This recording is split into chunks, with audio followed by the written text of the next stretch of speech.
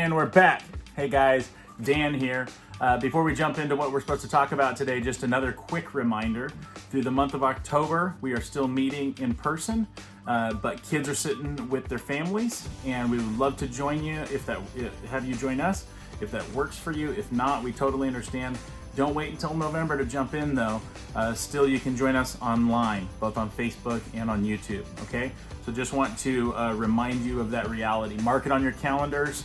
November 7th, we're looking at having all hands on deck, bringing everybody back so that we can have our childcare and our TLR Kids program up and running, okay?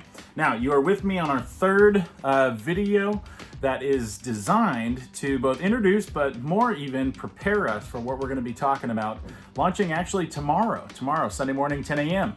And so I'm really excited about it, and I've got a really tricky one for you today. This is our final one in preparation for tomorrow, okay? And this, when I say that there's that question element and then there's a challenge, please take this one to heart. This is a tough one. This one is questions, plural, okay? Questions, plural. When were God's people first placed in the position of exile, and by whom? So you're going back, you're thinking Old Testament, you're thinking the picture of God's timeline working with humanity. When were God's people first placed in the position of exiles, and by whom? Okay, that's question kind of number one. There's multiple aspects to it.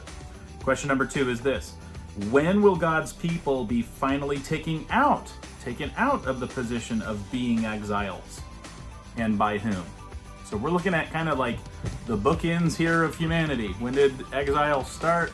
You know, for humanity, when were they put in exile, by whom?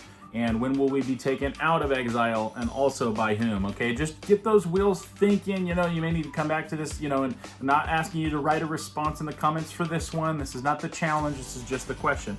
But here is the challenge. This is a hard one too. Ready? I want you to only comment on this, by the way, with one word. You are gonna have to distill everything down, everything in your heart and mind. You know, maybe you need to pray about it. Distill all those thoughts and see if you can come up with one singular word, just one word that you're gonna write in the comments. What should the response of God's people be? What should the response of God's people be while in the position of being exiles? What should God's people's response be when in the position of being exiles? Man, when I hear that, I think of a whole lot of things. You got to distill it down to one word only, okay?